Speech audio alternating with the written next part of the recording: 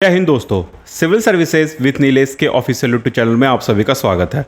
आज के लेक्चर हमारी ओशियोनोग्राफी की थर्ड लेक्चर है। इससे पहले हमारी दो लेक्चर आ चुकी है ओशियोनोग्राफी की। अगर आपने उसे अभी तक कंप्लीट नहीं किया है तो सबसे पहले आप उस लेक्चर को कंप्लीट करें, साथ ही साथ थर्ड लेक्चर को भी आप फॉलो करें। ये हमारी ओशियोनोग्राफी की थ्योरी की थर्ड लेक्चर है और लास्ट लेक्चर है। इसके बाद हम लोग एक लेक्चर लेंगे ओशियोनोग्राफी के ऊपर, जिसमें हम लोग इससे ओशियोनोग्राफी से जो भी PYQ हैं उसे एनालिसिस करेंगे, साथ ही साथ आंसर राइटिंग करेंगे। तो वो हमारी ओशियोनोग्राफी की लास्ट लेक्चर होगी रिटन पार्ट की। ये हमारी थ्योरी की लास्ट लेक्चर है ओशियोनोग्राफी से रिलेटेड। इस आज की लेक्चर में हम लोग क्या करने वाले हैं, सबसे पहले कोरल से रिलेटेड बातें करेंगे, एंड देन ओशियानिक डिपॉजिट से रिलेटेड बातें करेंगे, ओशियानिक डिपॉजिट, ओशियानिक रिसोर्सेज से रिलेटेड बातें करेंगे, डेड जोन से रिलेटेड बातें करेंगे और कुछ कुछ छोटे मोटे इंपॉर्टेंट टॉपिक्स देखते रहेंगे। तो ये हमारी आज की पूरी प्लानिंग रहेगी, पूरी लेक्चर की प्लानिंग है आज की। तो चलिए शुरुआत करते हैं हम लोग सबसे पहले कोरल से। देखो, अगर आप कोरल को देखोगे, देखो सबसे पहला हमारा टॉपिक क्या है, कोरल्स। इसी के साथ साथ ocean resources and law of sea. ये तो हमारी पूरी आज की सेगमेंट है, पूरी जो हमें पढ़ना है। सबसे पहला टॉपिक है हमारा कोरल रीफ्स। अब देखो कोरल रीफ्स होता क्या है। कोरल रीफ्स क्या है आपकी, corals are marine invertebrates which exist in colonies composed of numerous individual coral polyps which are tiny soft bodies organisms। तो इसको ध्यान रखना।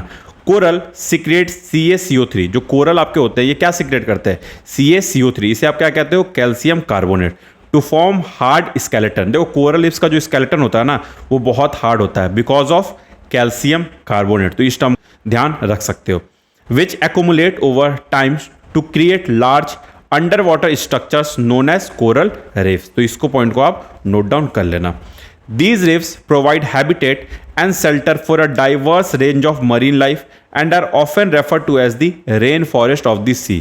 किसे रेन फॉरेस्ट ऑफ द सी कहते हैं, कोरल्स को रेन फॉरेस्ट ऑफ द सी कहते हैं। तो इस पॉइंट को भी ध्यान रखना आप। Due to their high biodiversity, जो कोरल रीफ का जो बायोडाइवर्सिटी होता है वो काफ़ी ज़्यादा रिच होता है। Corals rally on symbiotic algae called zooxanthellae for energy through photosynthesis, and they thrive in warm, clear, shallow water with abundant sunlight। तो ये इनके क्या हो गई, कंडीशन हो गई, किस कंडीशन में वो रहते हैं, जिसे अभी हम लोग थोड़ी देर में डिटेल में देखने वाले हैं। तो कोरल रीफ से आप इतना पॉइंट को ध्यान रख सकते हो, इस पॉइंट को आप नोट डाउन कर लेना। अब हम लोग देखने चलते हैं क्या क्या कंडीशन होती है कोरल रीफ के फॉर्मेशन के लिए। ये आपका इंपॉर्टेंट है, ठीक है। इससे क्वेश्चन आपको इन फ्यूचर आपसे फ्रेम हो सकता है और आपको देखने को मिल सकता है। सबसे पहला है warm water temperature between 20 degree Celsius to 29 degree Celsius. Thus corals thrive in tropical and subtropical area. तो ये अगर कंडीशन आपसे, ये चीज़ ध्यान रखना आप कि जो कोरल होते हैं आपके, वो ज़्यादातर आपके ट्रॉपिकल एंड सब ट्रॉपिकल एरियाज में मिलते हैं, क्योंकि यहाँ का जो टेम्परेचर होता है वो ऑलमोस्ट 25-30 डिग्री सेल्सियस के अप्रॉक्स होता है। इसलिए सपोर्ट, ये जो आपकी टेम्परेचर है, ये टेम्परेचर का रोल क्या होता है, support growth and reproduction of coral polyps. अगर आप यहाँ पे अगर आप देखोगे कॉन्टिनेंट की बात करोगे तो ये आपका कॉन्टिनेंट का वेस्टर्न साइड हो गया, ये आपका कॉन्टिनेंट का ईस्टर्न साइड हो गया, राइट। अब अगर आप देखो, आप जो अगर कॉन्टिनेंट का ईस्टर्न साइड है वहाँ पे आपको कौन सा करंट देखने को मिलता है, आपको देखने को मिलता है ज़्यादातर वार्म करंट देखने को मिलता है। ये सपोज ये आपका 0 डिग्री हो गया लेटीट्यूड। वहीं अगर आप ईस्टर्न साइड देखोगे तो आपको यहाँ पे कोल्ड करंट देखने को मिलता है। जनरली जो आपकी कोरल्स होती है वो कहाँ फॉर्म होगी, तो वो आपके ईस्ट कोस्ट ऑफ कॉन्टिनेंट पे फॉर्म होगी, क्योंकि यहाँ पे वार्म करंट प्रिवेल कर रहा है। तो इस पॉइंट को आप नोट डाउन कर लेना। सेकंड देख लो, second point, clear sunlit water to facilitate photosynthesis to zooxanthellae। आपको जो वाटर होना चाहिए वो क्लियर होना चाहिए, साथ ही साथ ऐसा वाटर होना चाहिए जहाँ पे आपकी फोटोसिंथेसिस का जो प्रोसेस है वो बहुत ईजिली हो जाए। थर्ड आपका है सैलो डेप्थ भी बहुत ज़्यादा नहीं होना चाहिए, सैलो होना चाहिए, less than 50 metre deep. Next point देख लो आप, लो न्यूट्रिएंट लेवल ज़्यादा नहीं होना चाहिए, लो होना चाहिए। Excessive nutrients run of from land based source can lead to eutrophication which promote growth of algae that can outcompete corals for space and resources. Second point, obstruct the sunlight. तो बहुत ज़्यादा nutrient rich भी होना चाहिए, जैसे आपकी nutrient क्या हो गई, नाइट्रोजन हो गई, फॉस्फोरस हो गई, इनकी प्रेजेंस भी बहुत ज़्यादा आपके ओशियन वगैरह में नहीं होने चाहिए, क्योंकि ये क्या लीड करेंगे, ये आपके यूट्रिफिकेशन को लीड करेंगे। इससे क्या होगा, आपका एल्गी का ग्रोथ बहुत ज़्यादा इंक्रीज हो जाएगा और फिर इनके बीच में कंपटीशन होना प्रिवेल हो जाएगा। साथ ही साथ सनलाइट को ऑब्स्ट्रक्ट कर देते हैं, तो ये पॉइंट को भी आप ध्यान रखना, लो न्यूट्रिएंट लेवल। उसके बाद क्या है, मॉडरेट एक्शन होना चाहिए to oxygenate the water to remove sediments. तो इस पॉइंट को भी आप ध्यान रख सकते हो। ये 1 2 3 4 5 6 पॉइंट है, इसे आप ध्यान रख सकते हो। और क्या क्या आप कुछ और पॉइंट आप याद कर सकते हो, जैसे मॉडरेट सैलिनिटी होनी चाहिए, सैलिनिटी आपकी मॉडरेट होनी चाहिए। किस लिए, to ensure health of exoskeleton. ये हमारी पॉइंट हो गई। उसके बाद नेक्स्ट क्या होनी चाहिए, सेडिमेंट फ्री वाटर होनी चाहिए, सेडिमेंट फ्री वाटर होनी चाहिए। ठीक है, बिकॉज जो हाई सेडिमेंट होती है ये आपकी चोक कर देती है, रेस्पिरेशन को चोक कर देती है। ठीक है, वहीं इनफ्लो आपने ये देख लिया, मॉडरेट वेव एक्शन होना चाहिए, ये सारी बातें हो गई। उसके बाद एक और पॉइंट क्या हो सकता है, presence of a submarine platform with hard surface. तो नेक्स्ट पॉइंट आपका क्या हो सकता है, presence of a submarine platform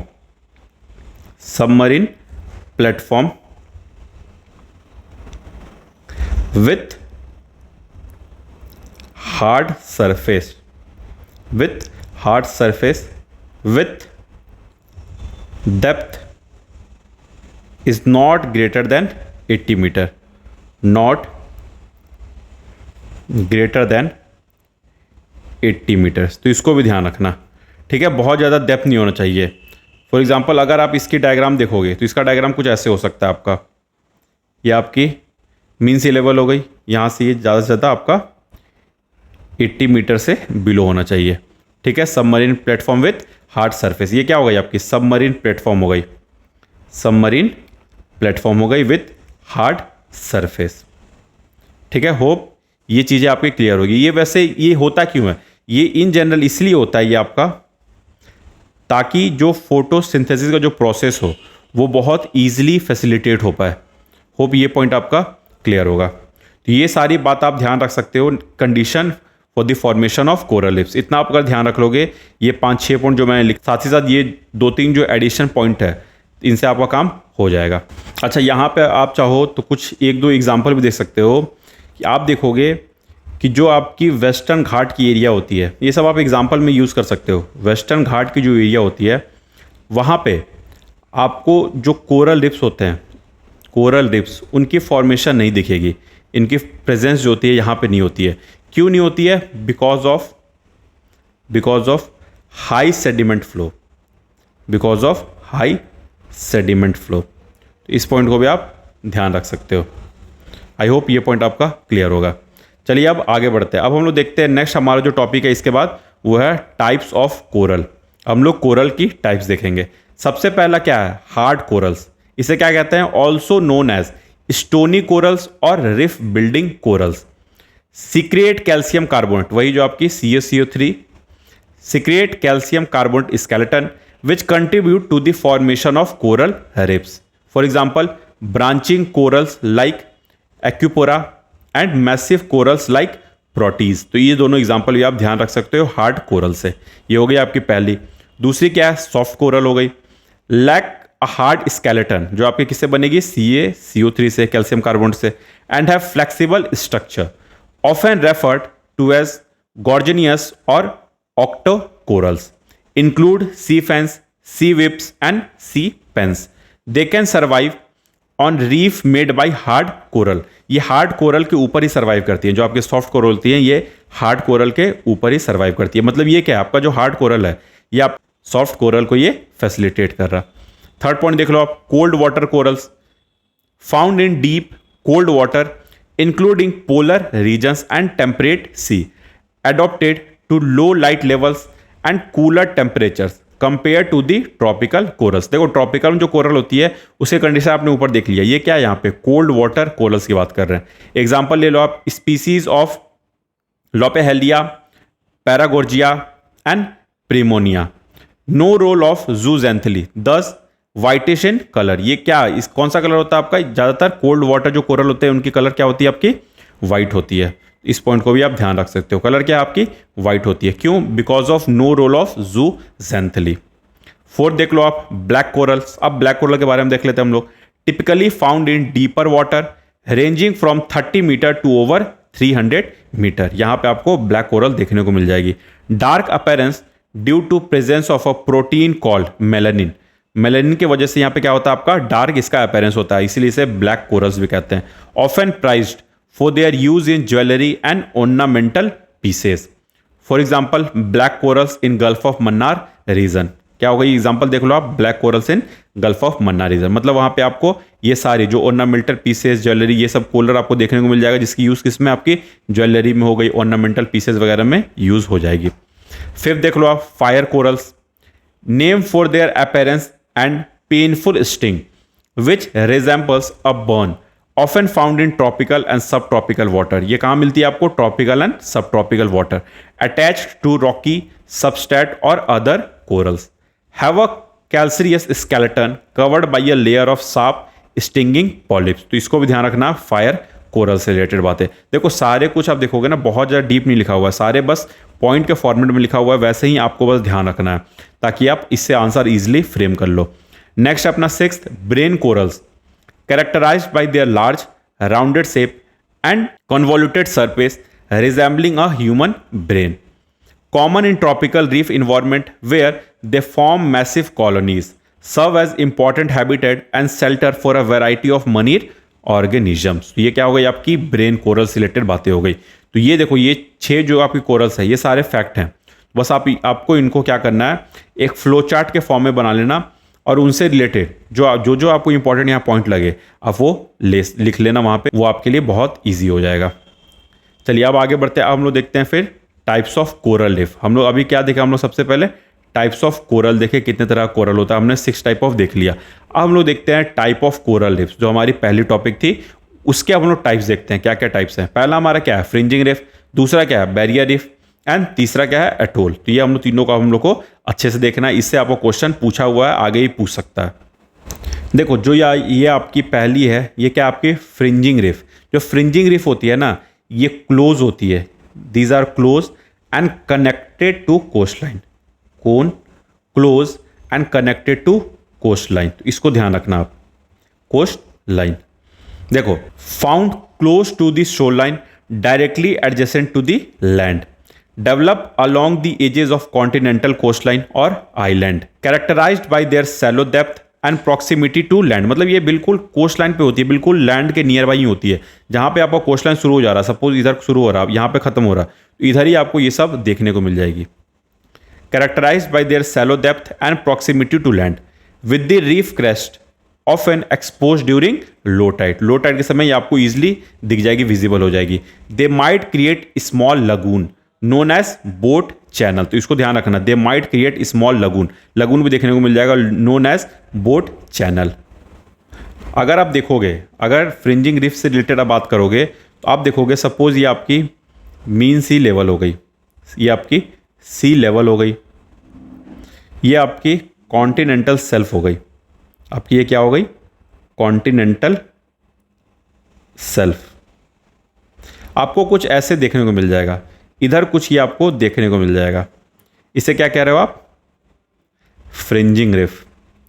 इसको ध्यान रखना। अब देखो, अगर लो टाइड होगा तो जाहिर सी बात है ये आपको इजीली देखने को मिल जाएगा, और ये सारी डिटेल आप याद रख लेना इससे रिलेटेड। कुछ अगर इंडिया के कंटेक्स्ट में अगर एग्जाम्पल देख लोगे आप, तो वो भी देख सकते हो। इंडिया के कंटेक्स्ट में कुछ एग्जाम्पल बातें कर लेते हैं। जैसे आप देखोगे, सपोज ये आपकी इंडिया हो गई, इंडिया हो गई। अगर इसमें आप देखोगे तो ये जो एरिया आपका गल्फ ऑफ कच्छ साइड जो एरिया होता है आपका, गल्फ ऑफ कच्छ साइड, वहाँ पे आपको फ्रिंजिंग रीफ वगैरह देखने को मिल जाएगी। सेम आपको इधर गल्फ ऑफ मन्नार साइड, इधर भी आपको फ्रिंजिंग रीफ दिख जाएगी। देन इधर आप देख लोगे, इधर आपकी ये एरिया आपकी क्या कौन सी हो गई, अंडमान एंड निकोबार आइलैंड वाली एरिया। ये एरिया हो गई आपकी Andaman and Nicobar island area. यहाँ भी आपको देखने को मिल जाएगी, अंडमान एंड निकोबार एरिया में भी आपको देखने को मिल जाएगी कौन सी, फ्रिंजिंग रिफ। तो इस पॉइंट को भी आप नोट डाउन कर सकते हो। चलिए अब आगे बढ़ते हैं। अब हम लोग देखते हैं नेक्स्ट बैरियर रिफ। देखो बैरियर रिफ क्या है, बैरियर रिफ बेसिकली जो होती है ना, barrier reef parallel to the shoreline but separated by a lagoon from land. ये सेपरेट होती है, लैंड से अलग हो जाती है by lagoon. Form further offshore compare to fringing reef. अब मतलब ये धीरे धीरे इसका डिस्टेंस बढ़ते जा रहा है, अब ये धीरे धीरे फार होते जा रही है। Fringing reef and are separated from the mainland by a deep lagoon. तो इसको ध्यान रख लेना आप देखोगे अगर जो बैरियर रीफ होती है, ये आपने क्या देख लिया, ये जनरली देखोगे आप ये, तो ये आपकी ऑफशोर होती है। साथ ही साथ क्या देखा आपने कि ये आपकी पैरेलल टू कोस्टलाइन होती है, पैरेलल टू कोस्टलाइन होती है, ठीक है। वहीं अगर आप एक और पॉइंट देखोगे तो जो आपकी बैरियर रीफ होती है ये आपकी लार्जेस्ट रीफ होती है। इस पॉइंट को आप ध्यान रख सकते हो, ये आपकी क्या है, लार्जेस्ट रीफ। इसके लिए अगर आप कुछ इमेज देखोगे, डायग्राम देखोगे, तो आप वो एक बार देख सकते हो। सपोज ये आपकी मीन सी लेवल है, सी लेवल है, ये हो गई आपकी कॉन्टिनेंटल सेल्फ, कॉन्टिनेंटल सेल्फ वाली एरिया हो गई। अब आपको जो बैरियर रीफ देखने को मिलेगा, अब वो कोस्ट से फार देखने को मिलेगा, कुछ ऐसे देखने को मिलेगा। ये क्या हो गई आपकी अब बैरियर रीफ, बैरियर रीफ, ठीक है। अगर देखोगे आप एग्जाम्पल, तो इंडिया में कोई भी बैरियर रीफ नहीं है, India has no barrier reef. इस पॉइंट को आप ध्यान रख सकते हो, ठीक है। वहीं अगर आप वर्ल्ड की बात करोगे तो आप वर्ल्ड में ऑस्ट्रेलिया को देख सकते हो। ऑस्ट्रेलिया में अगर देखोगे आप तो यहाँ पे आपको बैरियर रीफ देखने को मिल जाएगा। इधर साइड जो आपकी एरिया है, यहाँ पे आपको क्या देखने को मिल जाता है, ग्रेट बैरियर रिफ, ग्रेट बैरियर रिफ। तो इतना पॉइंट अगर आप बैरियर रिफ से ध्यान रख लोगे तो आपका काम हो जाएगा। अब चलिए थर्ड पे चलते हैं हम लोग, नेक्स्ट अटूल।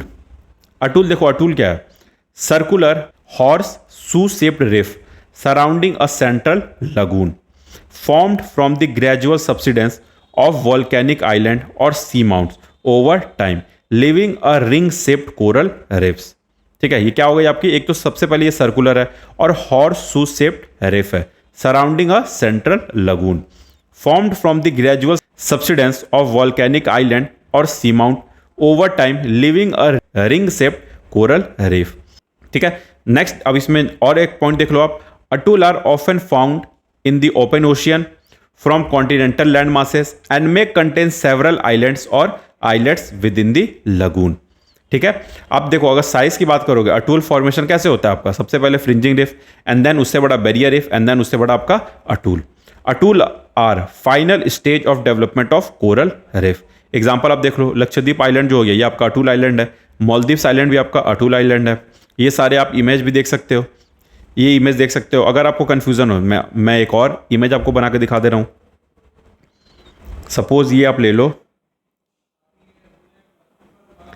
ये हो गई आपकी mid oceanic ridges, mid oceanic ridges. आप क्या देखे थे कि जो आपका वेस्टर्न साइड है वहाँ पे आपको डाइवर्जेंट प्लेट बाउंड्री देखने को मिल रहा, जहाँ डाइवर्जेंट प्लेट बाउंड्री देखने को मिलेगा वहाँ पे आपका मिड ओशियानिक रीजेस फॉर्म होते हुए दिखेगा। ये बात मैंने आपको बताया था। अब इसके आगे बढ़ते हैं हम लोग। ये हो गई आपकी, सपोज ये हो गई आपकी सी लेवल, ठीक है। अब इसके बाद कुछ ऐसा ये आपका अटूल का फॉर्मेशन हो रहा, ठीक है, अटूल का फॉर्मेशन हो रहा। ये क्या हो गया, ये हो गया आपका अटूल। वहीं ये जो बीच में है ये सब एरिया, ये सब क्या हो गया, ये सब आपका लगून हो गया, ये सब आपका लगून हो गया। तो इतने पॉइंट को आप ध्यान रख सकते हो। कुछ अगर और एडिशनल पॉइंट आपने क्या क्या देख लिया, देखो फिर से मैं एक बार इसको रिवाइज करा दे रहा हूँ। अटूल क्या, अटूल आर एक तो सबसे पहले ये सर्कुलर शेप है और elliptical reef with a lagoon inside. देखो इसके अंदर क्या होता है, लगून होता है। इसे ही आप अटूल कह रहे हो। अटूल कहाँ से एसोसिएटेड है? अटूल आपका मिड ओशियनिक रिज से एसोसिएटेड है, इसको ध्यान रखना।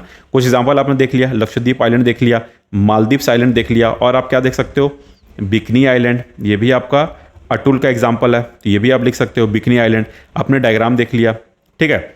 वहीं अगर आप देखोगे तो जो लार्जेस्ट सरफेस एरिया है जो आपका रीफ से कवर होता है वो है आपका पैसिफिक ओशियन, जहाँ पे सबसे ज़्यादा आपको रीफ देखने को मिलता है। और अगर कंट्री वाइज बात करोगे तो सबसे ज़्यादा आपका ऑस्ट्रेलिया में। इस पॉइंट को भी आप नोट डाउन कर सकते हो। उम्मीद करता हूँ ये तीनों आपका क्लियर होगा। Fringing reef, barrier reef and atoll sequence में चल रही है, जैसे जैसे बड़ा हो रहा है वैसे वैसे नेमिंग चेंजेस होते जा रही है। चलिए अब हम लोग नेक्स्ट बात करते हैं, नेक्स्ट टॉपिक कोरल ब्लीचिंग। मैं क्या करता हूँ, ये जो आप कोरल ब्लीचिंग देख रहे हो इसको मैं क्या करता हूँ, थोड़े से शॉर्ट में आपको समझाने की कोशिश करता हूँ। एक पेज ऐड कर लेता हूँ इसके लिए, उससे आप मे बी थोड़ा सा ईजिली समझ जाओ। सपोज हम लोग क्या टॉपिक देखने वाले हैं यहाँ पे, कोरल ब्लीचिंग। कोरल ब्लीचिंग, अब बस आप सुनते चलो लिखते चलो। देखो कोरल ब्लीचिंग होता क्या है, जब आपकी डिस्कलराइजेशन हो जाती है, मतलब कलर छूट रहा, आप discolourisation of coral reef is described as coral bleaching, is described as coral bleaching. मतलब क्या हो रही है, उसकी अब कलर छूट रही है, डिस्कलराइजेशन हो रही है, ठीक है। ये वैसे जनरली होता क्या है, ये बेसिकली निगेटिव आउटकम है किसका, सबसे पहला क्यों हो रहा है ये, जब ब्रेकडाउन हो जा रहा, आपका ब्रेकडाउन हो जा रहा सिम्बायोटिक रिलेशन में, सिम्बायोटिक रिलेशन में किनके बीच, तो एक साइड हो गई आपकी कोरल पॉलिप्स एंड दूसरी साइड हो गई आपकी एल्गी। इनके बीच में जब सिम्बायोटिक रिलेशन खत्म हो जा रहा उस समय आपका डिस्कलराइजेशन और कोरल ब्लीचिंग प्रिवेल कर रहा। ये तो हो गई पहली। दूसरी क्या हो गई, जब आपकी एडवर्स चेंजेस हो रही है इन्वायरमेंट में, adverse changes in environment and ecological condition, ठीक है, इस समय भी आपका कोरल ब्लीचिंग देखने को मिल जाएगा। वहीं अगर आप देखोगे तो कुछ आपकी एंथ्रोपोजेनिक एक्टिविटीज़ भी होती हैं, एंथ्रोपोजेनिक दैट मीन्स ह्यूमन के द्वारा, इनके कारण भी होती है। कुछ एंथ्रोपोजेनिक फैक्टर्स भी होते हैं जिनके कारण आपको कोरल ब्लीचिंग वगैरह देखने को मिल जाएगा। जैसे फॉर एग्जांपल आप ले सकते हो, ग्लोबल वार्मिंग हो गई, ग्लोबल वार्मिंग हो गई, क्लाइमेट चेंज हो गई, क्लाइमेट चेंज हो गई, और क्या बात हो गई आपकी एल नीनो हो गई, इनमें भी हो सकता है। एसिडिफिकेशन ऑफ ओशियन हो गया, ये सब पॉइंट आप यूज़ कर सकते हो। एसिडिफिकेशन ऑफ ओशियन हो जाए, एंड देन उसके बाद अगर आप देखोगे एसिड रेन हो जाए। अगर एसिड रेन किधर, अगर कोस्टल रीजन में एसिड रेन हो जाए तो उस समय भी आपको कोरल ब्लीचिंग हो सकता है। वहीं क्या नेक्स्ट अगर देखोगे आप तो use of explosive for mining में जो एक्सप्लोजन यूज़ होता है उसके कारण भी हो सकता है। साथ ही साथ ओवर फिशिंग के कारण भी हो सकता है। और नेक्स्ट क्या पॉइंट हो सकता है, ऑयल स्पिल्स जब होती है ओशियन में उसके कारण भी आपका हो सकता है। साथ ही साथ अगर आपकी मरीन पॉल्यूशन भी हो जाए तो उसके कारण भी हो सकता है। तो ये सारी बात हो गई आपकी कोरल ब्लीचिंग से रिलेटेड। शॉर्ट तरीके से मैंने आपको बता दिया एक पेज के अंदर। अब क्या करते हैं हम लोग, बस एक बार इसको रीड कर लेते हैं। Coral bleaching, it occurs when corals expel this symbiotic algae, मतलब अब खत्म हो रहा, living within their tissue leading to loss of colour and vital nutrients. ये क्या है, थोड़ा सा बस सोफिस्टिकेटेड वे में लिखा हुआ है। Bleached coral appeared white or pale due to the loss of pigment algae. They may be temporary or permanent. Bleaching weakens coral and can lead to their death if the stress is prolonged. तो इस point को आप ध्यान रख सकते हो जो मैंने आपको नीचे बताया। अब क्या क्या फैक्टर रिस्पॉन्सिबल है कोरल ब्लीचिंग से रिलेटेड वो भी देख लो आप। एलिवेटेड वाटर टेम्परेचर, अगर वाटर टेम्परेचर बहुत ज़्यादा इंक्रीज हो जाए। ओशियन एसिडिफिकेशन जो मैंने आपको बताया। Increased CO2 levels in atmosphere, वो क्या आपको लीड कर रहा, ocean acidification. Weakens coral skeleton and make them susceptible to bleaching. इसको ध्यान रखना ओशियन एसिडिफिकेशन से रिलेटेड। नेक्स्ट क्या हो सकती है आपकी, पॉल्यूशन से रिलेटेड बात हो सकती है। Pollution from agriculture run off, sewage and coastal development can increase stress on corals and contribute to bleaching events. तो ये क्या बात हो गई, पॉल्यूशन से रिलेटेड। फोर्थ है आपका UV radiation, excessive exposure to UV rays often exacerbate by clear skies and calm सीड्स can also induce coral bleaching. ये बात हो गई आपकी यूवी रेडिएशन से रिलेटेड। कुछ टेक्टोनिक एक्टिविटी से कारण भी होती है। Sudden exposure of coral above the sea level due to land upliftment और drowning of coral to non photic zone due to subsidence. तो इसमें भी इसके कारण भी आपको कोरल ब्लीचिंग देखने को मिल सकता है। ओवर फिशिंग भी रीजन है आपका, डिजीजेज भी रीजन है। नेक्स्ट इररिस्पॉन्सिबल टूरिज्म, ये सारे भी आपके रीजन हो सकते हैं कोरल ब्लीचिंग से, factor responsible for coral bleaching. तो ये कुछ इसमें से पॉइंट याद रख लेना। कुछ जो मैंने आपको इजी पॉइंट बताया उसमें से देख सकते हो, तो आपका काम हो जाएगा। कुछ अब देख लो, नेक्स्ट आप देख लो कोरल्स इन इंडिया। ये बस देख लो कहाँ का इंडिया में कोरल्स है। देखो आप गल्फ ऑफ कच्छ में है, ये आपका कोंकण कोस्ट हो गया, लक्षद्वीप आइलैंड हो गया, यहाँ पे आपको अटूल देखने को मिलता है जो आपका कोरल रिफ का बिल्कुल लास्ट स्टेज था। फिर गल्फ ऑफ मन्नार देख लो आप, पाक बे देख लो, इधर अंडमान एंड निकोबार आइलैंड, इधर पूरा आपको क्या देखने को मिलता है, कोरल रिफ्स वगैरह देखने को मिल जाएगा। देखो ईस्टर्न कोस्ट में आपका कोरल प्रिवेल नहीं होता है। क्यों नहीं होता है, क्योंकि ये जो एरिया है यहाँ पे सेडिमेंट का डिपॉजिट बहुत ज़्यादा होता है। इस बात को आप नोट डाउन कर सकते हो। Reverse comes with muddy water which is not suitable for coral. जो हमने देखा था ना ऊपर कंडीशन, क्या क्या कोरल कैसे फॉर्मेशन हो सकता है, बस वही बात हो रही है कोरल्स इन इंडिया में। इसको आप ध्यान रख सकते हो। ये वो बात हो गई हमारी पूरी कोरल से रिलेटेड बातें। अब बस इसमें हम लोग लास्ट देख लेते हैं, impact of climate change on coral reef. जैसे जैसे क्लाइमेट चेंज हो रहा है उसका क्या इंपैक्ट हो रहा है कोरल रिफ पे, हम लोग बस वो देखने वाले हैं। अब देखो सबसे पहला पॉइंट इसमें क्या है, अगर क्लाइमेट चेंज हो रहा है उससे क्या देख रहे हो आप, टेम्परेचर राइज हो रहा, उससे क्या लीड होगा, सी लेवल भी राइज होगा, and then increase in acidity. जैसे जैसे टेम्परेचर इंक्रीज होगा वैसे वैसे आपकी CO2 की कंसंट्रेशन बढ़ेगी, वैसे वैसे एसिडिटी भी आपकी ओशन की बढ़ जाएगी, जिससे क्या लीड होगा, आपका कोरल ब्लीचिंग लीड होगा। अभी हमने थोड़ी देर पहले देखा। फॉर एग्जाम्पल देख लो आप, the great barrier reef of Australia has experienced large scale bleaching events in recent year. ठीक है, ये बात आप ध्यान रख सकते हो। पहली पॉइंट टेम्परेचर राइज हो जाएगी, दूसरी आप ओशियन एसिडिफिकेशन हो जाएगी, जो अभी थोड़ी देर पहले फिर से आपने देखा था। Increased absorption of CO2 from atmosphere by the ocean leads to acidification. This makes harder for corals to build their calcium carbonate skeleton, hindering their growth and survival. तो ओशियन एसिडिफिकेशन से भी आपको कोरल ब्लीचिंग भी होगा, साथ ही साथ इनकी formation में भी हर्डल क्रिएट होगी।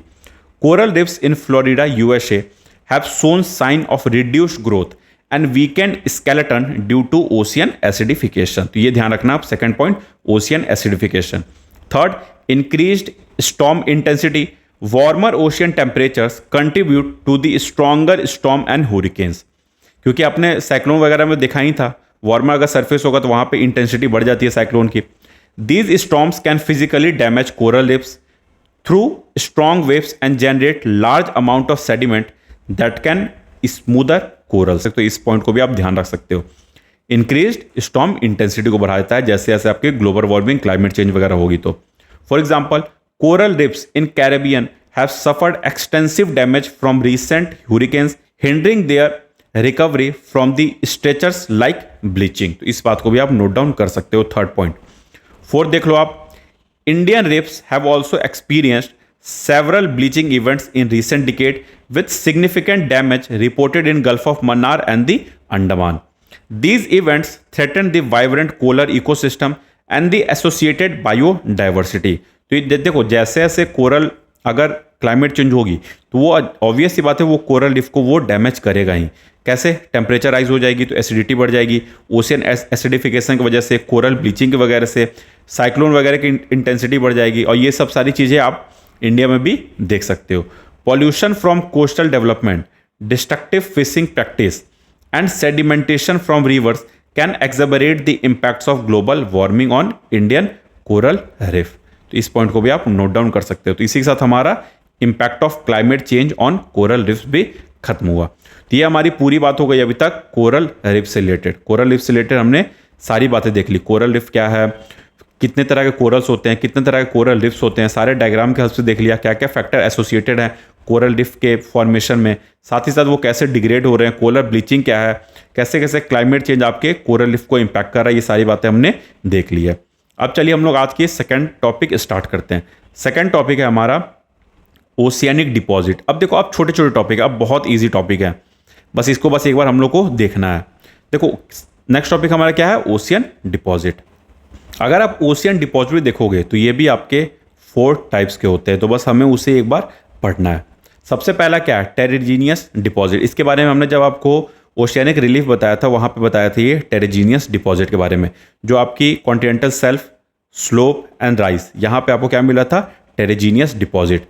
derived from land-based sources such as river, glacier and wind blow dust, found primarily in continental margins including continental shelf slope। सारे मिलते हैं, continental shelf slope, rise, इधर आपको क्या मिलते हैं, टेरिजीनियस डिपॉजिट। मैंने आपको डायग्राम बना के दिखाया था। For example sand, silt, clay etcetera, ये सारे यहाँ पे आपको इसके डिपॉजिट देखने को मिल जाएंगे। सेकेंड है बायोजीनियस deposit, composed of remains of marine organisms such as seals, skeletons and coral fragments, accumulate on the sea floor over long periods, found in both shallow and deep ocean environments including continental shelves, slopes and abyssal plains। कहाँ का देखने को मिल जाएंगे आपको, continental shelves में भी देखने को मिल जाएंगे, स्लोप्स में भी देखने को मिल जाएंगे एंड अबिसल प्लेन्स में भी देखने को मिल जाएगा। मतलब बिल्कुल जो डीप वाला जो एरिया था, आपको 4000 से 6000 मीटर वाला जो डीपनेस था, वहाँ भी आपको बायोजीनियस डिपॉजिट देखने को मिल जाएंगे।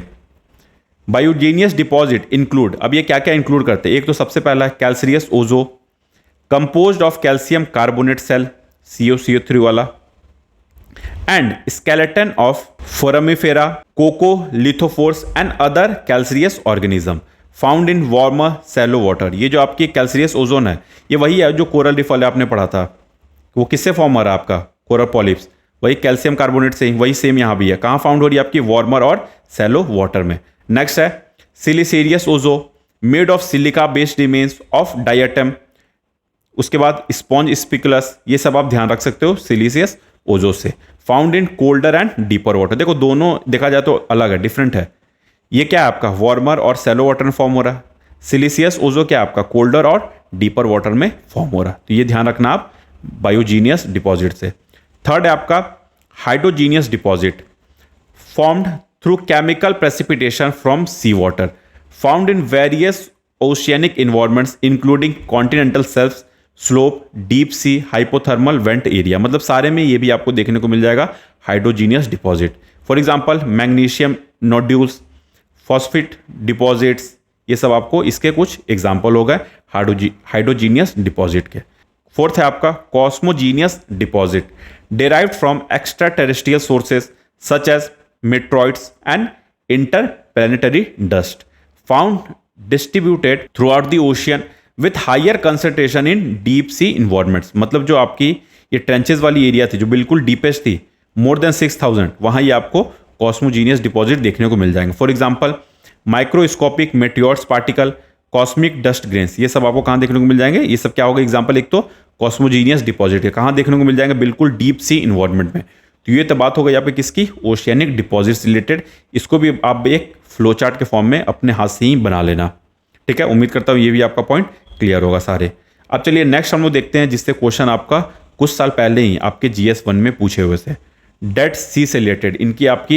इनसे आपका एक तो डेड सी होता है क्या, उससे क्या क्या कॉन्सिक्वेंस है उसके, वो आपसे कुछ साल पहले ये एग्जाम में पूछा हुआ था। ये हम लोग नेक्स्ट क्लास में जब PYQ क्लास करेंगे ओशियोनोग्राफी से रिलेटेड वहीं से अच्छे से डील करेंगे। बस यहाँ पे क्या करते हैं, पढ़ लेते हैं।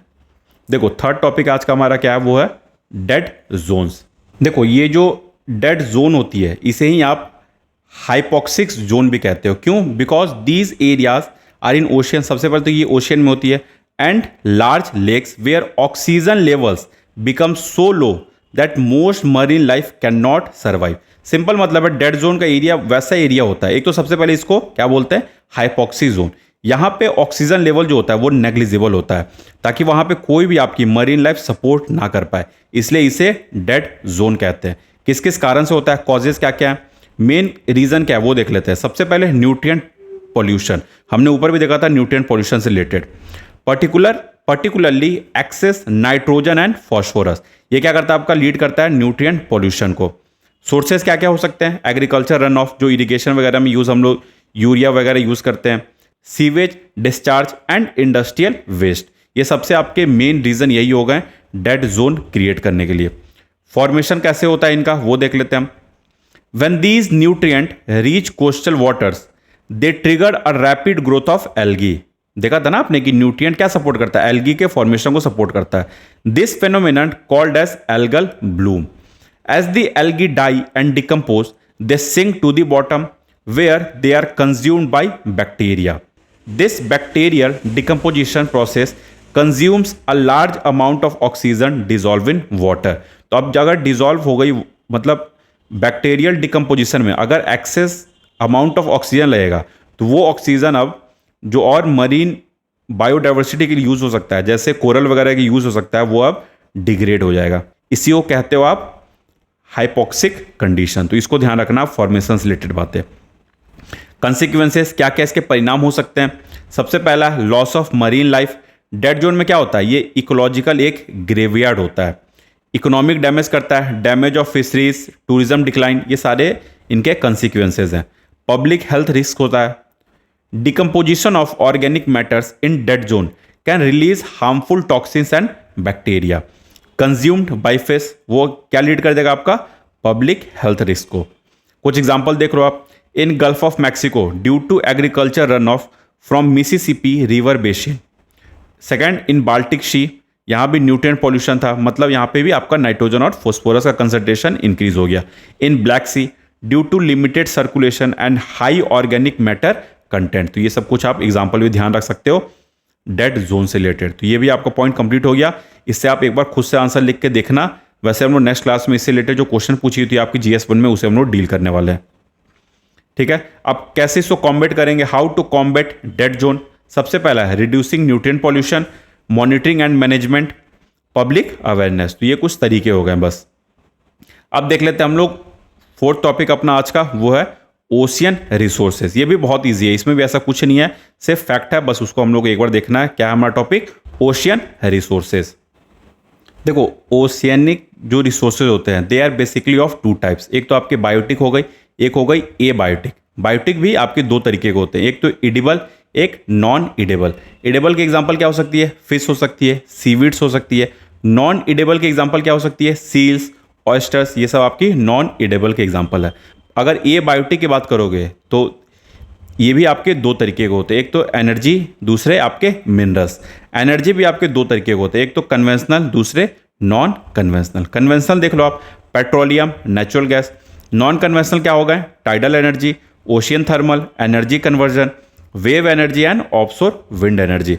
वहीं मिनरल्स आपके सॉल्ट्स, PMN, ये सब आपके पूरे रिसोर्सेज से रिलेटेड बातें हो गई। आप लोग एक एक करके इनको थोड़ा डिटेल में देख लेते हैं। देखो बायोटिक रिसोर्सेज, सबसे पहला क्या था, इडिबल रिसोर्सेज। उसमें पहला था हमारा फिश। ये सब बस आप एक बार पढ़ लो बस। टूना, सैल्मन, ये कहाँ आपका abundant in Pacific Ocean. Cod fisheries, ये कहाँ है, prominent in Atlantic Ocean. Sardines, Mediterranean Sea and offshore coast of Peru. तो ये फिश के रिलेटेड बातें हो गई। सेल फिश देख लो आप, shrimp and crabs, lobster, oyster, ये सब सेल फिश से रिलेटेड हो गई। सीवीड हो गई। Japan is the chief producer of seaweed, particularly nori used in sushi. China, Korea, Indonesia also cultivate seaweeds for culinary and industrial purpose. Non edible resources क्या हो गई आपकी, मरीन फार्मास्यूटिकल्स हो गई। Marine organisms from coral reefs in Caribbean and Great Barrier Reef in Australia have been studied for their potential pharmaceutical properties. Next क्या होगा non edible resources में, coral reefs, Great barrier riffs in Australia, coral triangle in South East Asia. ये जो south East Asia वाली area हो गई ना, ये सब वहाँ पे आप देखो कोरल ट्रायंगल होती है in South East Asia. Next Caribbean Sea, renowned for their rich coral reef ecosystem. Third है आपका पर्ल्स, ये कहाँ देखने को मिल जाएगा, साउथ पैसिफिक में, जापान, चाइना, इंडोनेशिया वगैरह। फोर्थ है आपका seal and whale products, seal fur, whale blubber, harvested in Africa and Antarctic region. तो ये सब आपकी हो गई थोड़ी सी बात नॉन इडेबल रिसोर्सेज रिलेटेड। अब देख लो नॉन बायोटिक रिसोर्सेज के बारे में देख लो। Energy resources, oil and gas, renewable energy. Oil and gas क्या हो गई आपके, कन्वेंशनल मेथड हो गई। Offshore oil and gas reserves are found in regions such as North Sea and Gulf of Mexico and Persian Gulf. वही renewable energy की बात कर लेते हैं। Offshore wind farms North Sea, Baltic Sea, coastline of USA, Germany, and Denmark. Wave energy converters are being tested in regions with strong wave actions such as Pacific Northwest, Atlantic coast of USA. तो ये बात हो गई आपकी non renewable and renewable से related. Second है आपका इसमें mineral resources, dissolve salt, manganese nodules, phosphate deposit. तो इसको भी आप एक बार देख सकते हो. ये वैसे उतना कोई इंपॉर्टेंट टॉपिक है नहीं, बट आंसर में कुछ पॉइंट अगर लिखने में ये हेल्प हो जाए तो बस उसके लिए यहाँ पे आपका दिया हुआ है. अब हम लोग चलते हैं अपने नेक्स्ट टॉपिक पे. ये हो गई हमारी आज की लास्ट टॉपिक. ये हमारी आज की लास्ट टॉपिक होगी. तो चलिए इसे शुरुआत करते हैं. इससे रिलेटेड भी आपके क्वेश्चन आईआर वगैरह में पूछ सकते हैं. नेक्स्ट टॉपिक हमारा लॉ ऑफ सी. देखो लॉ ऑफ सी क्या है, सबको मतलब आप जो सी को कॉन्टिनेंट जो कंट्री मॉनिटर कर रही हैं उनसे रिलेटेड डिफरेंट लॉज बने हुए हैं, तो उन्हीं को हम लोग को पढ़ना है. Law of sea. The law of sea refers to a body of international law that govern the use of world's ocean and sea. कि कितने एफिशिएंटली आप ओशियन को यूज कर सकते हैं, कंट्री कैसे उनको यूज कर सकती है, इसके लिए एक इंटरनेशनल बॉडी ही बनी है जिसे आप कहते हो UNCLOS, United Nation Convention on the law of sea. ये एक लॉ बनी हुई है. It encompasses rules and principle regarding maritime boundaries, navigation, exploitation of maritime resources, conservation and protection of marine environment. ये हो गई आपकी लॉ ऑफ सी से रिलेटेड बातें. अब कौन सा लॉ है, तो वो आपका UNCLOS, United Nation Convention on the law of सी.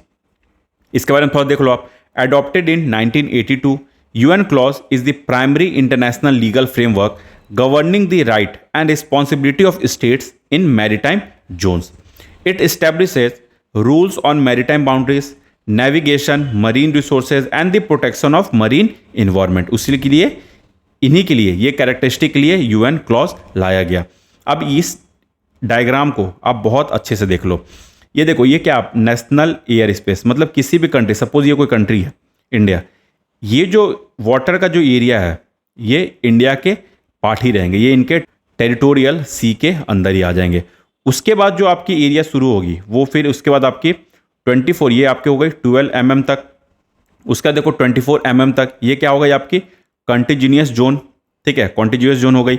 उसके बाद आपकी 200 mm तक, ठीक है, क्या होगी आपकी एक्सक्लूसिव इकोनॉमिक जोन हो गई. तो ये जो एरिया हो गई, ये तीनों का आप ध्यान रखना है, territorial seas, continuous zone and exclusive economic zone. उसके बाद क्या स्टार्ट हो जाती है आपकी हाई सी स्टार्ट हो जाती है. ये सब एरिया जो हो गया आपका, ये तो देखो ये जो एरिया है 12 नॉटिकल माइल तक, ये तो आपका इंडिया, सपोज इंडिया के अंदर ही आ जाएगा. इनका जो भी, इनके ऊपर जो भी राइट्स होगी वो इंडिया की होगी. लेकिन इनके बाहर अगर कोई एरिया आ रहा है तो वो आपके इंटरनेशनल एरियाज में इंक्लूड हो जाते हैं. ठीक है, तो इस बात को भी आप ध्यान रखना. ये देखो आप वही देख लो, आप कॉन्टिनेंटल सेल्फ वाली सब एरिया है, उसके आपके स्लोप हो जाएगी. ये देखो द डीप सी बेड यहाँ से स्टार्ट हो जाएगी. पहला देख लो आप territorial sea, a belt of water adjacent to the coastal state land territory usually extending up to 12 nauticals mile. अगर किलोमीटर बात करोगे 22.2 किलोमीटर फ्रॉम बेस लाइन. ये बिल्कुल कोस्ट लाइन से जो सटके होती है ना 12 नॉटिकल माइल तक, उसे ही आप टेरिटोरियल सी कहते हो. सेकंड है contiguous zone, a zone adjacent to territorial sea extending up to 24 nautical mile, that is 44.4 kilometer from the baseline, where a coastal state may exercise limited control. यहाँ पे limited control start हो जाएगी to prevent and punish violation of its customs, fiscal, immigration और sanitary law and regulation within its territory और territorial सी. यहाँ तक देखो पूरी एक्सक्लूसिव राइट थी, लेकिन अब यहाँ पे राइट्स जो हो रही है धीरे धीरे कर्टेल होना शुरू हो रही है. थर्ड आपकी हो गई exclusive economic zone, an area extending up to 200 nautical mile, that is 370.4 kilometer from coastal state's baseline, within which the state has sovereign rights over exploitation और exploration of natural resources. मतलब ये जो area है 200 nautical mile तक, यहाँ पे तक का जो भी रिसोर्सेज है वो इंडिया के राइट ही हो जाएंगे. ठीक है, लेकिन अगर लॉज वगैरह की बात करोगे तो वो धीरे धीरे आपके लिमिटेड होना शुरू हो जाएंगे. उसका शुरू हो जाती है आपकी high seas, areas of ocean beyond jurisdiction of any state. उसका किसी भी स्टेट का राइट नहीं होता है. Where all state enjoys freedom such as navigation, overflights, fishing and scientific research. यहाँ तक तो देख रहे हो कि इंडिया कुछ राइट है, इसमें पूरा धीरे धीरे कटर होकर यहाँ तक राइट है. एक्सक्लूसिव इकोनॉमिक जोन में मिनरल्स वगैरह का, नेचुरल रिसोर्सेज का राइट है। लेकिन हाई सीज में किसी भी कंट्री का राइट नहीं है, और देखा जाए तो सबके राइट है कि वहाँ पे आप नेविगेशन भी कर सकते हो, ओवर फ्लाइट भी कर सकते हो, फिशिंग भी कर सकते हो, साइंटिफिक रिसर्च वगैरह भी आप कर सकते हो। यहाँ पे सारे लोगों को इक्वली राइट है। तो ये बात हो गई हमारी लॉ ऑफ द सी से रिलेटेड बातें। तो आज की टॉपिक हमने कंप्लीट कर लिया। इसी के साथ हमारी जो ओशियोनोग्राफी की क्लास है वो पूरी तरीके से आपकी कंप्लीट हो चुकी है। तो आज की क्लास में हमने क्या क्या देखा, एक बार हम लोग वो सबसे पहले रिकॉल कर लेते हैं। आज की क्लास में हमने सबसे पहले कोरल से रिलेटेड बातें की। इसके अंदर हमने कोरल रीफ्स के बारे में बातें की, टाइप्स ऑफ कोरल देखा हमने, टाइप्स ऑफ कोरल देखा, टाइप्स ऑफ कोरल रीफ भी देखा, टाइप्स ऑफ कोरल रीफ भी देखा, एंड देन कोरल ब्लीचिंग के बारे में बातें की, फैक्टर, इम्पैक्ट, सारी ये सारे भी छोटे छोटे हमने बातें कर ली। उसके बाद हमने क्या देखा, उसके बाद हमने ओशियनिक डिपॉजिट के बारे में देखा, 4 टाइप्स के देखे, एंड देन उसके बाद हमने डेड जोन के बारे में देखा, एंड देन लॉ ऑफ सी के बारे में देखा, एंड देन ओशियनिक रिसोर्सेज के बारे में हमने बात की। तो ये आज की हमारी पूरी लेक्चर यहीं पे ख़त्म होती है। ओशियनोग्राफी इसी के साथ हमारा एंड होता है। ये 3 लेक्चर में हमने पूरे ओशियनोग्राफी लिया, डिटेल में देख लिया। अब हम लोग नेक्स्ट क्लास में क्या करने वाले हैं, नेक्स्ट क्लास में हमारी जो प्लान है वो तो सबसे पहले हमारी कि हम लोग इसके बाद मेंस की आंसर राइटिंग क्लास लेंगे ओशियनोग्राफी से रिलेटेड, जिसमें एक क्लास के अंदर ही हमने अभी तक जितने भी क्वेश्चन पूछा है ओशियोग्राफी से पीवाईक्यू में, वो सारे को हम लोग डील करने वाले हैं। आंसर राइटिंग क्लास वो थोड़ी लंबी होगी लेकिन बहुत फ्रूटफुल होगी। ये तो हो गई पहली बात। उसके बाद क्या करेंगे, ओशियोग्राफी हमारा खत्म हो गया, क्लाइमेटोलॉजी भी एंड हो गया। अब हम लोग चलेंगे, जंप करेंगे सॉइल ज्योग्राफी के ऊपर। अब हम लोग सॉइल ज्योग्राफी पढ़ने वाले हैं। इसे भी हम लोग कोशिश करेंगे कि 2 लेक्चर में एटलीस्ट इसे भी हम लोग कंप्लीट कर लें, 2 कंप्लीट लेक्चर में कंप्लीट कर लें। इसमें साथ साथ हम लोग इंडिया के भी सॉइल को साथ ही साथ देखेंगे। इंडिया की जो सॉइल है उनसे रिलेटेड जो भी बातें हैं उन्हें हम लोग साथ ही साथ देखेंगे। तो ये अगला 2-3 लेक्चर में ये हमारा कंप्लीट होने वाला है। उससे पहले हमारी ओशियोग्राफी की मेंस की लेक्चर आ जाएगी। तो चलिए इस क्लास को यहीं एंड करते हैं। Thank you so much for being patience in my class. All the best for your upcoming mains exam and other PCS mains exam. Thank you so much. All the best. Have a wonderful day.